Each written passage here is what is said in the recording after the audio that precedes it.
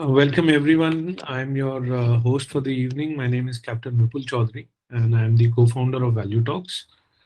With me today is Jitendra Chaudhary. He is a business partner with Olive Green Consultants.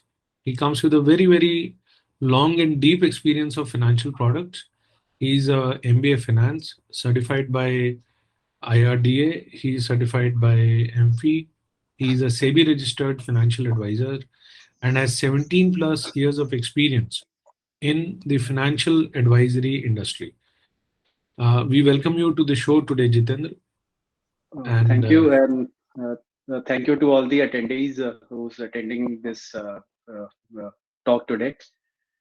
या तो आज की talk का जो विषय है, जैसे मैंने आपसे चर्चा किया था, वो जी है कि हम किस तरह से ऐसी हेल्थ इंश्योरेंस ले सकते हैं जिससे कि हमारे माता पिता की सेहत के भी हम ध्यान रख पाए और साथ ही कुछ टैक्स सेविंग्स भी हो पाए।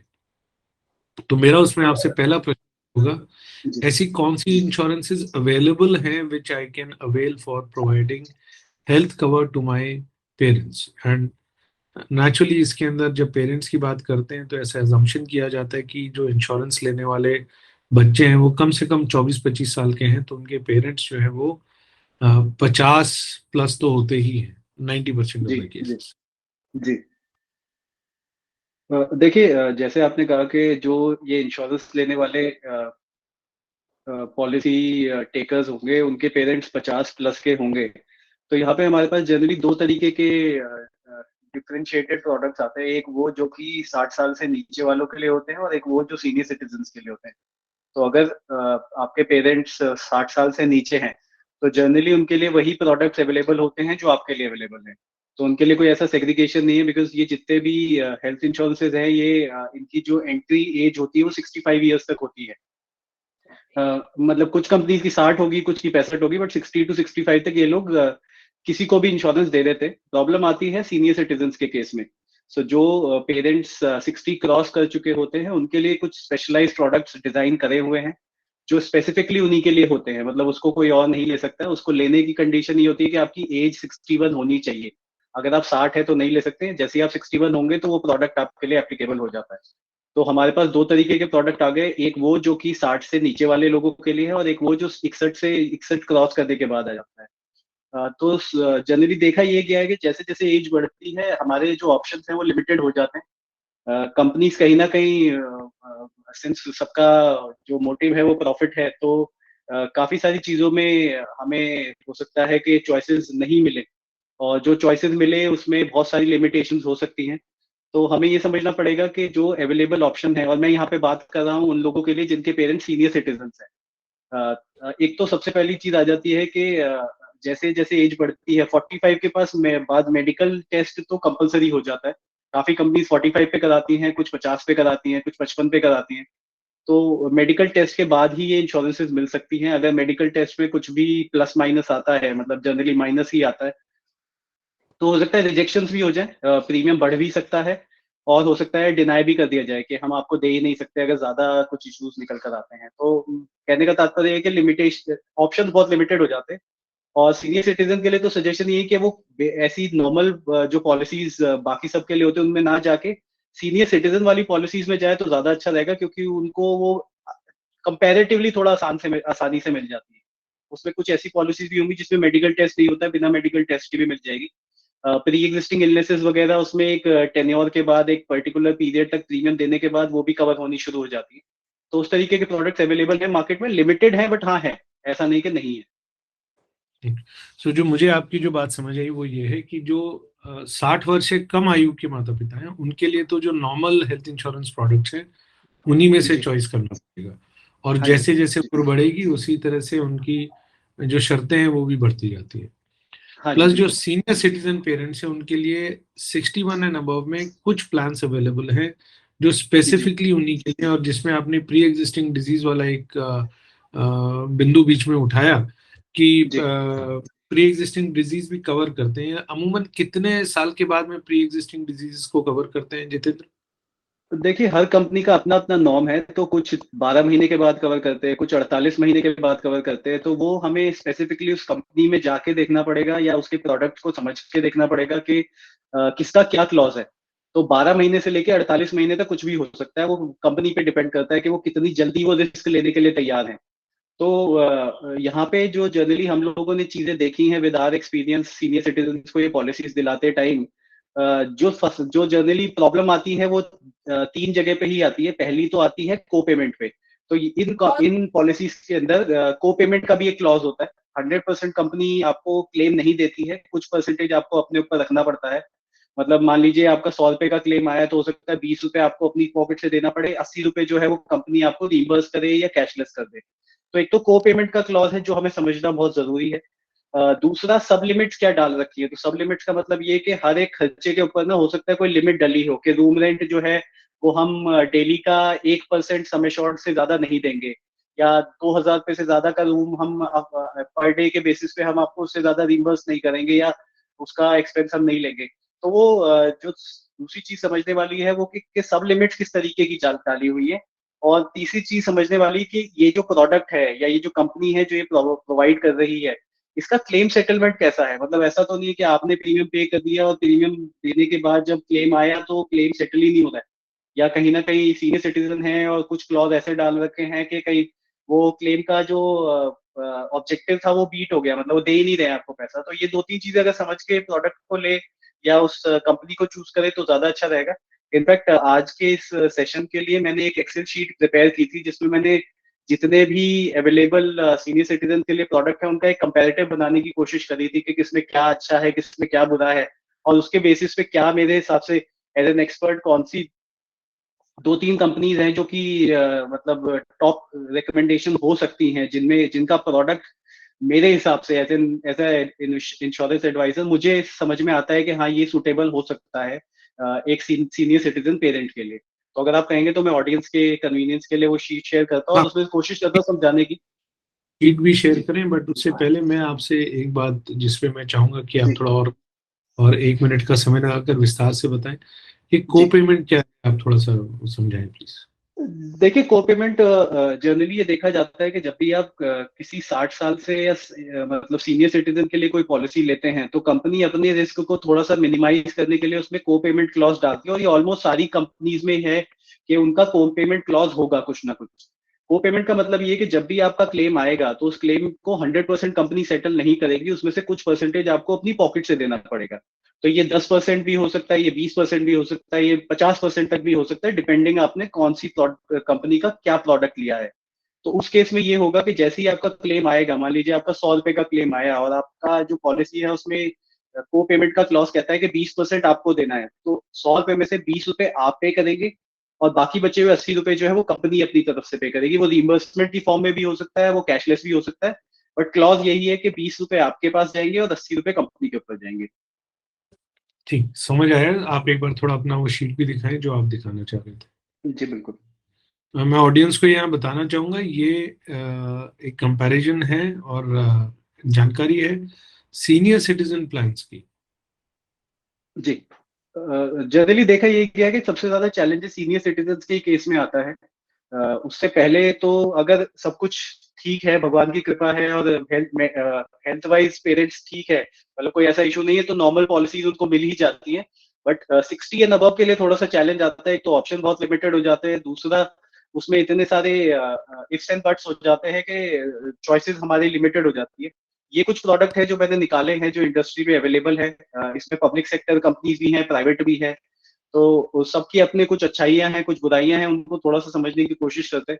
और फिर मे भी हो सकता है कि ये शीट देखने के बाद जिन लोगों को अपने पेरेंट्स के लिए इंश्योरेंस लेना है या ले चुके हैं, या उनको लगता है कि उसमें कुछ चेंजेस करने चाहिए या बढ़ाना चाहिए, उनको थोड़ा सा गाइडेंस मिलेगी। इसमें मैंने बेसिकली जो देखा है कि इसमें सबका जनरली एंट्री एज 60 साल से ही होता है, कुछ हो सकता है 46 से भी कर रहे हो। 60 के बाद ये पॉलिसीज अवेलेबल होती हैं। आप इसमें अगर ये सेक्शन देखेंगे तो जनरली ये ऑलमोस्ट मतलब पूरी लाइफ टाइम के लिए होती है। मैक्सिमम एजेस 80 75 और maybe there is no limit, lifetime तक इसको रिन्यूअल हो किया जा सकता है। जो मेजर क्लॉज है वो को पेमेंट वाला है। इसमें देखिए जैसे न्यू इंडिया का एक प्रोडक्ट है जिसका नाम है सीनियर सिटीजन मेडिक्लेम। इसमें 10% एडमिनिस्ट्रेबल क्लेम पे है। तो अगर मान लीजिए 100 रुपए का क्लेम आता है तो 10 रुपए आपको देने पड़ेंगे, 90 रुपए जो है वो कंपनी पे करेगी। इसमें प्री एग्जिस्टिंग का जो वेटिंग पीरियड है 24 मंथ्स का है। तो 24 महीने के बाद जो भी आपकी प्री एग्जिस्टिंग इलनेसेस है आपके पेरेंट्स की, वो कवर होती हैं 2 साल का प्रीमियम देने के बाद। अब सब लिमिट्स आ जाती है, जैसे एक सब लिमिट मैंने इसमें शेयर किया है कि रूम या बोर्डिंग या नर्सिंग एक्सपेंसेस जो है वो ये 1% सम एश्योर्ड का पर डे देते हैं। तो अगर मान लीजिए आपने 1 लाख रुपए का सम एश्योर्ड लिया है, तो ये आपको 1,000 रुपए पर डे का रूम ही आपके एक्सपेंसेस में कंसिडर करेंगे। अगर मान लीजिए आपने इससे महंगा कमरा लिया है, तो एडिशनल पैसा जो है वो आपको अपनी पॉकेट से देना पड़ेगा। तो मान लीजिए आपने ऐसे हॉस्पिटल में ट्रीटमेंट कराया है जहाँ पे रूम रेंट जो है वो 2,000 रुपए है, तो 1,000 रुपए कंपनी पे करेगी, 1,000 आपको अपनी पॉकेट से पे करना पड़ेगा। प्री एग्जिस्टिंग हॉस्पिटलाइजेशन और पोस्ट हॉस्पिटलाइजेशन, इनमें दोनों में ही सिमिलर ही है, ज्यादातर सारी कंपनीज का 30 दिन का प्री हॉस्पिटलाइजेशन होता है, post day hospitalization is 60 days। Most important factor to consider here is the claim settlement and incurred claim ratio. इनका जो क्लेम का जो रेशियो है वो कैसा है। अब यहाँ पे थोड़ा सा कंफ्यूज हो जाते हैं कई बार लोग, वो क्लेम सेटलमेंट रेशियो और इनकर्ड क्लेम रेशियो को समझ नहीं पाते, तो मैं थोड़ा सा यहाँ पे क्लैरिटी दूंगा। क्लेम सेटलमेंट रेशियो का मतलब होता है कितना क्लेम इन्होंने पे किया और कितना इनके पास क्लेम आया था। मान लीजिए इनके पास 100 क्लेम्स आए और इन्होंने 86 पे किए, तो 86% हो गया। तो 100 में से 86 पे किया तो वो क्लेम सेटलमेंट रेशियो हो गया। आए कितने और इन्होंने पे कितने किए। इनकर्ड क्लेम रेशियो का मतलब होता है कि इन्होंने कितने क्लेम सेटल किए और इनकर किए और उसमें इनको प्रीमियम कितना मिला था। तो मान लीजिए अगर इनको ओवरऑल साल का प्रीमियम आया था 100 रुपए, और उस 100 रुपए में से इन्होंने 92 रुपीज क्लेम के अंदर सेटल कर दिए, तो यानी इनका जो प्रॉफिट मार्जिन है वो सिर्फ 8% का ही रह गया। यानी 8% ही इन्होंने सेव किया, बाकी का सारा इन्होंने एज अ क्लेम आगे सेटल कर दिया। One thing to notice here is कि इसमें कौन सी कंपनीज है जो बिना मेडिकल के पॉलिसीज देती हैं और किसमें मेडिकल कराना पड़ता है। तो there are companies which give your parents the health insurance without medical, जैसे न्यू इंडिया का ये प्रोडक्ट है विदाउट मेडिकल के है। स्टार हेल्थ का प्रोडक्ट है रेड कारपेट के नाम से, वो भी बिना मेडिकल के है। तो कंपनी टू कंपनी वेरी करेगा कि वो मेडिकल करा के पॉलिसी देंगे या बिना मेडिकल के पॉलिसी दे सकते हैं। एक छोटा सा आइडिया लगाने के लिए मैंने इसमें एक प्रीमियम भी डाला हुआ है कि अगर किसी ने इंडिविजुअल प्लान लिया है, यानी फादर के लिए लिया है या मदर के लिए लिया है और उनकी एज 61 ईयर्स है, तो तकरीबन कितना प्रीमियम आता है। तो जैसे न्यू इंडिया के केस में 1.5 लाख के सम एश्योर्ड के लिए 7,000 रुपए का प्रीमियम आ रहा है। This company which is oriental, oriental के केस में 5 लाख के कवरेज के लिए 19,700 रुपए आ रहा है। स्टार के केस में 5 लाख का coverage 21,000। This is for single parent, मतलब एक पेरेंट के लिए। अगर आपके मतलब मदर फादर दोनों को इसमें इंक्लूड करना है तो ये ऑलमोस्ट डबल हो जाता है। मतलब तकरीबन 42,000 रुपए के आसपास प्रीमियम आएगा, दोनों पेरेंट्स का 5-5 लाख रुपए का कवरेज हो जाएगा। तो ये थोड़ा कंपैरिजन करने के लिए कि किसका कितना महंगा है, किसका सस्ता है, उसमें क्या पॉजिटिव्स हैं क्या नेगेटिव्स हैं। I will share the sheet in the group, तो थोड़ा सा आइडिया लगेगा कि किस प्रोडक्ट के अंदर क्या वेटिंग पीरियड है, प्री एग्जिस्टिंग का क्या क्लॉज है, क्लेम सेटलमेंट और इनकर्ड क्लेम रेशियो कितना है, रूम रेंट पे क्या क्लॉज है, लगा के इसको देख के आइडिया लग जाएगा। ये जो आप हाईलाइटेड 3 कंपनी देख रहे हैं, ये मेरे हिसाब से 3 टॉप प्रोडक्ट्स निकल कर आए थे कंपैरिजन करने के बाद, कि अगर हम इन 3 पॉलिसीज को देखते हैं तो इनका क्लेम सेटलमेंट रेशियो भी अच्छा है, इनकम क्लेम रेशियो भी अच्छा है, सब लिमिट्स भी कम है, और कहीं ना कहीं वेटिंग पीरियड भी कंपैरेटिवली कम है। तो उन सब चीजों को रखते हुए ये 3 प्रोडक्ट टॉप 3 निकल कर आए थे। ओके, मेरा इससे अब एक रिलेटेड सवाल ये है जितेंद्र जी जी कि ऐसा कोई कानून में भी तो प्रावधान है ना कि अगर मैं अपने पेरेंट्स के लिए हेल्थ इंश्योरेंस का प्रीमियम पे करता हूँ तो मुझे जी। उसमें आयकर में कुछ बचत है, मुझे इनकम टैक्स, वो क्या सेविंग है, कितना अमाउंट है, उसके क्या क्लॉजेज हैं, थोड़ा विस्तार करें प्लीज। देखिए, इनकम टैक्स का सेक्शन 80D, 80D के अंदर आपको रिबेट मिलता है हेल्थ इंश्योरेंस के ऊपर। अगर आप अपने लिए लेते हैं तो 25,000 का रिबेट है, आप और अपनी फैमिली के लिए। अगर आप सीनियर सिटीजन नहीं है तो, अगर आप सीनियर सिटीजन हैं तो वो 50,000 हो जाता है। अगर आप अपने लिए लेते हैं प्लस अपने पेरेंट्स के लिए लेते हैं जो कि सीनियर सिटीजन हैं, तो 25,000 आपका और 50,000 पेरेंट्स का, यानी 75,000 का आपको रिबेट मिल सकता है अगर आप दोनों के लिए लेते हैं। तो 80D में जो प्रोविजन है वो यही है कि अपने लिए जो सीनियर सिटीजन नहीं है उनके लिए 25,000 तक का लिमिट है, और अगर सीनियर सिटीजन है तो 50,000। और अगर आप अपने पेरेंट्स के लिए लेते हैं तो आपका अलग है और उनके लिए 50,000 यानी 75,000 तक का रिबेट मिल जाता है। प्लस 5,000 पे प्रिवेंटिव हेल्थ चेकअप के भी मिलते हैं, तो वो 5,000 अगर आप, ऑब्वियसली आजकल सभी लोग एनुअल मेडिकल चेकअप्स कराते हैं, तो 5,000 पे वो भी रिबेट मिल जाता है। तो 75 + 5 यानी 80,000 तक का आप 80D में रिबेट ले सकते हैं। और अगर मेरे पेरेंट्स सीनियर सिटीजन नहीं है तो मुझे 25,000 की उसके अंदर एडिशनल रिबेट 25,000 का रिबेट, जी जी जी। तो 50,000 का तभी होगा जब या तो आप सीनियर सिटीजन हैं या आपके पेरेंट्स सीनियर सिटीजन है, तभी 50,000 का रिबेट जी। मिलेगा, तो अदरवाइज इट इज 25,000। मैं ऑडियंस को टेक्निकली वापस से एक बार बता देता हूँ। इसका मतलब ये है कि सेक्शन 80D में अगर मैंने अपनी वाइफ और अपने बच्चों के लिए इंश्योरेंस पॉलिसी ली, हेल्थ इंश्योरेंस, तो उसमें मुझे 25,000 रुपये तक का प्रीमियम जो मैं पे करूंगा वो मेरी टैक्सेबल इनकम से कम हो जाएगा।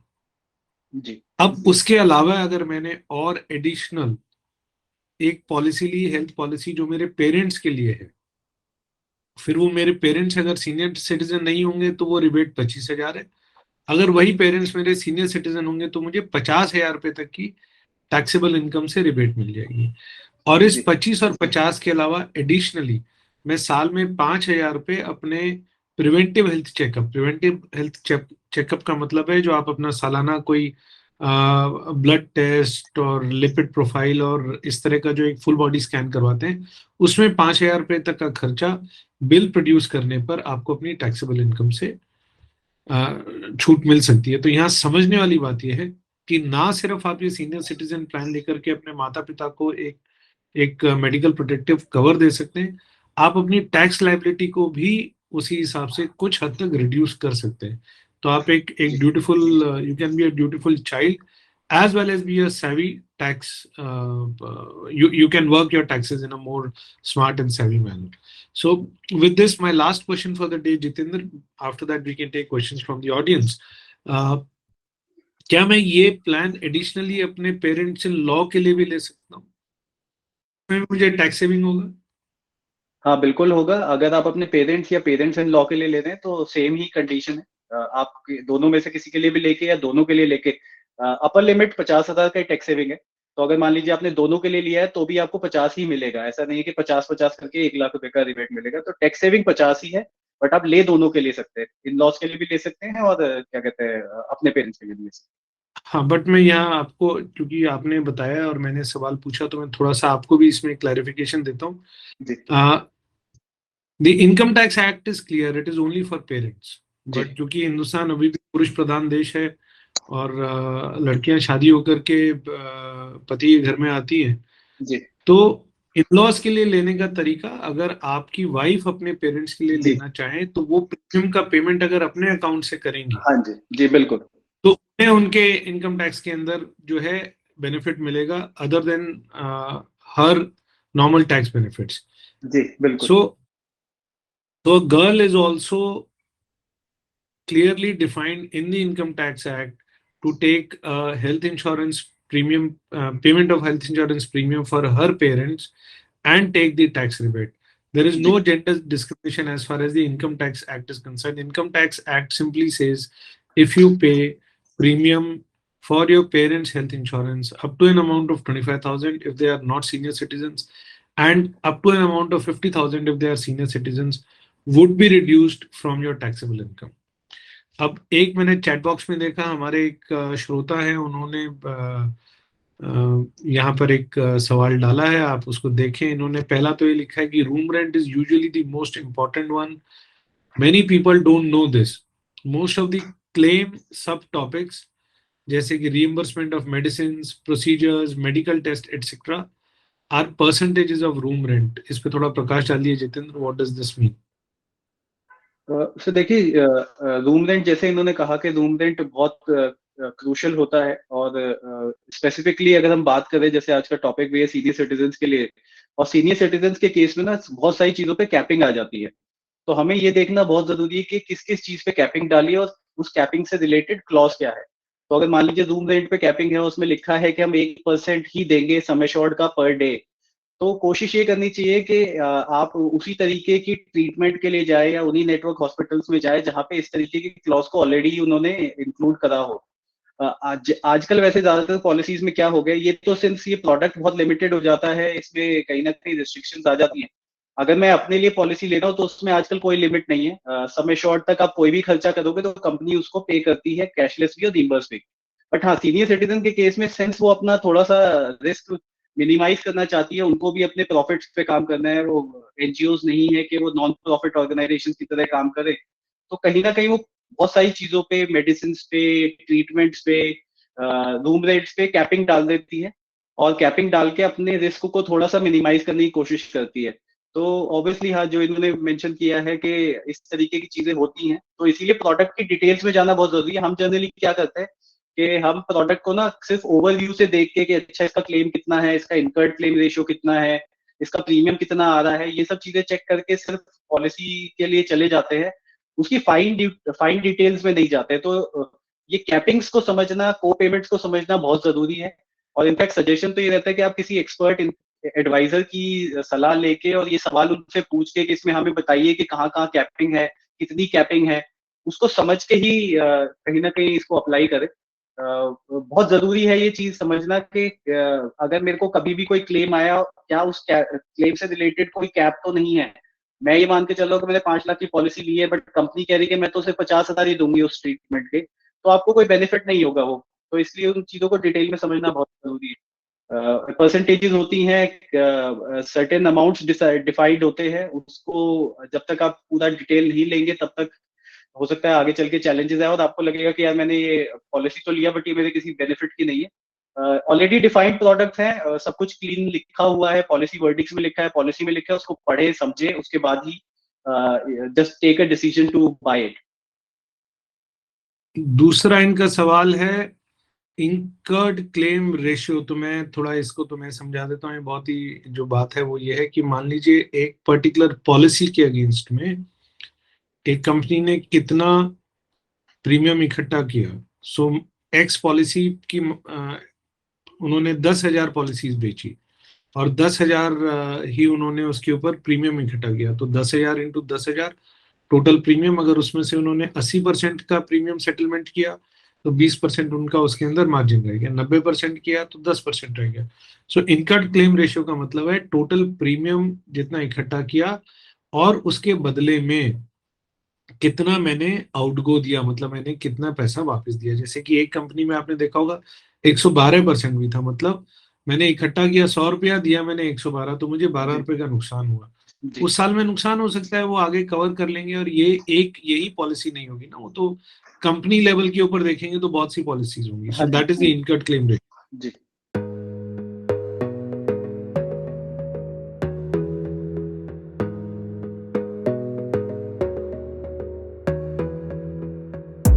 You gotta focus on yourself, on your faith, on your dreams, on your